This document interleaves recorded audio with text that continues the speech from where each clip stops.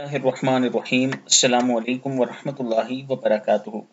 कुरान पाक की कोई भी सूरा पढ़कर सोना। रसूलुल्लाह सल्लल्लाहु अलैहि वसल्लम ने फरमाया, जब मुसलमान बिस्तर पर सोते वक्त कोई भी सूरा पढ़ लेता है तो अल्लाह ताला उसकी हिफाजत के लिए एक फरिश्ता मुकर्रर फरमा देता है और उसके जागने तक कोई तकलीफदा चीज उसके करीब भी नहीं आती। अल्लाह ताला हम सबको भी इस पर अमल करने की तौफीक दे।